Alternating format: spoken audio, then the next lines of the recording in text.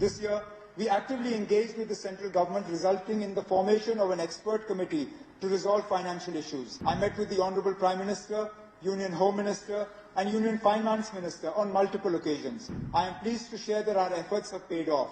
The central government has approved special assistance for J&K and will support fiscal reforms to enhance revenue and expenditure management. The budget for J&K Police, which was around 11% of our allocation, has been migrated to the MHA budget from 24-25 onward.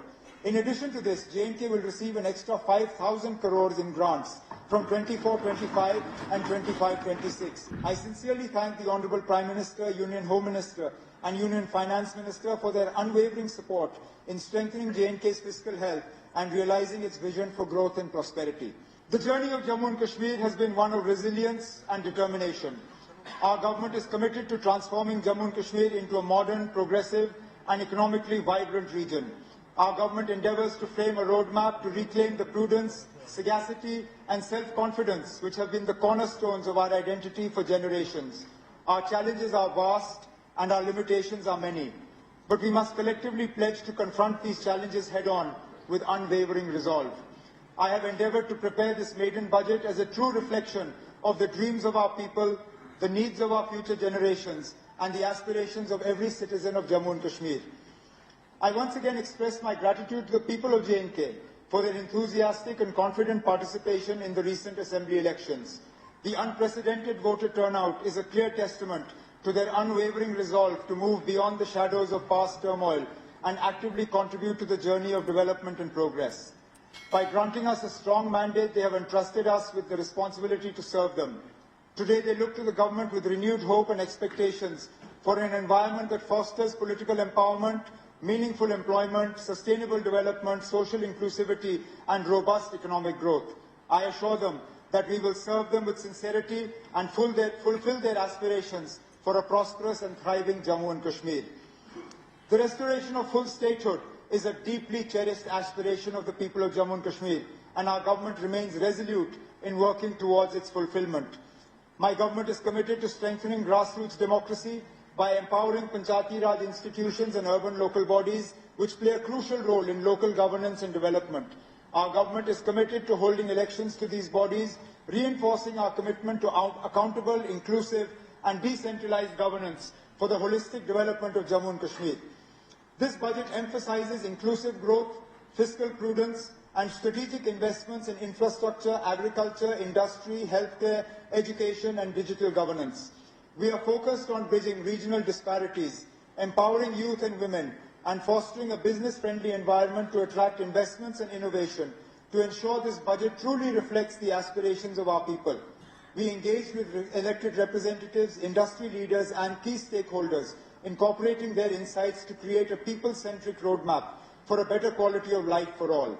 We have also set new standards of engagement with and feedback from people's representatives by directly engaging with each member of this august House in the budget consultation process. Jammu and Kashmir is at the threshold of a new era of peace and prosperity, with a semblance of normalcy returning after over 3.5 decades of turmoil. This improved environment is contributing to economic progress, with J&K's economy expanding from 1,64,103 crores in 2019-20 to 2,45,22 crores in 23-24.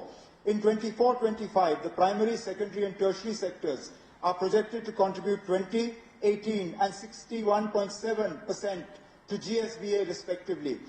It is a testament to the strong foundations laid by the leadership of J&K that despite its geographical challenges and multi-decade turmoil, the social economic indicators continue to remain robust.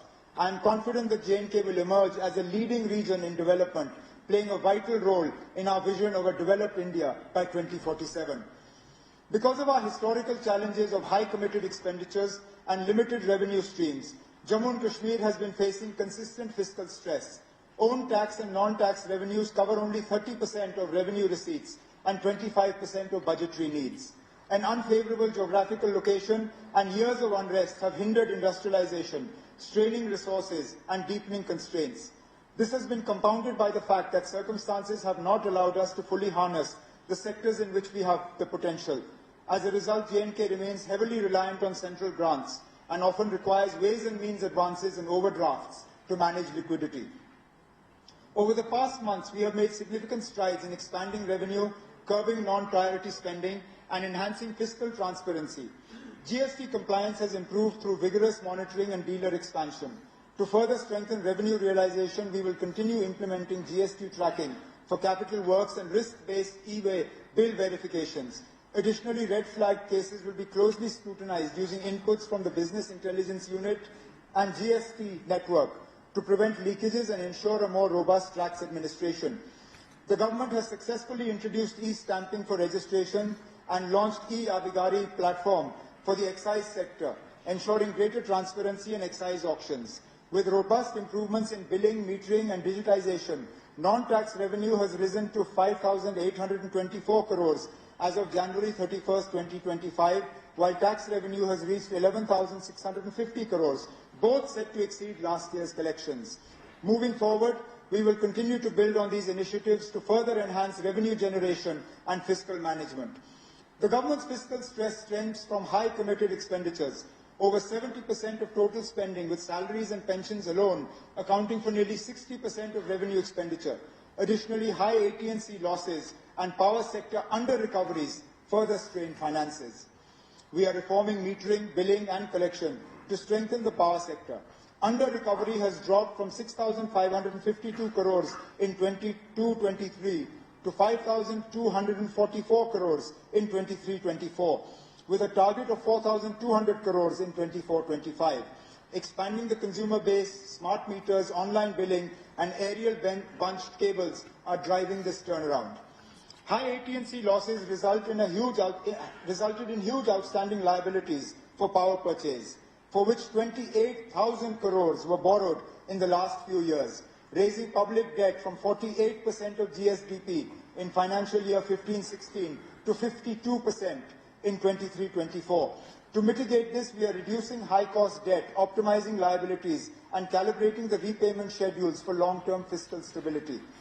To tackle fiscal challenges, we are curbing non-priority spending saving through austerity measures in place. Aadhaar seeding and biometric verification are streamlining welfare databases in the food supply and social security sectors. To enhance fiscal transparency, all development expenditures are available on the Empowerment Jan Bhagidari portal for public scrutiny. Additionally, independent officers are systematically verifying projects, ensuring timely completion and quality execution. We are strengthening debt sustainability by keeping all borrowings within approved limits and pursuing fair apportionment of J&K's erstwhile public debt between the successor UTs. We have also started contributing to RBI's contingency funds, CSF, for debt repayment during stress, and GRF for sudden financial obligations. Taking advantage of the favourable business and banking cycle, J&K Bank has continued its reform journey, strengthening capital adequacy, corporate governance and professional management. These efforts have revitalized its financial health, with operating profit expected to rise to 2,100 crores this year from 1,760 crores last year. We have introduced a key reform in pension management to address delays in account reconciliation and mounting reimbursement dues. J&K government now ensures timely pension reimbursements to J&K Bank with zero dues from July 2024. These reforms will continue to drive efficiency and transparency in pension management. We are strengthening fiscal discipline by curbing the reliance on hundis and overdrafts.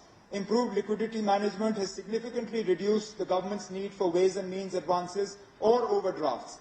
This budget lays the foundation for a fiscally prudent development path. Given the favourable fund-sharing pattern of centrally sponsored schemes, we are making full use of the opportunity through faster execution, timely submission of UCs, and proactive engagement with central ministries.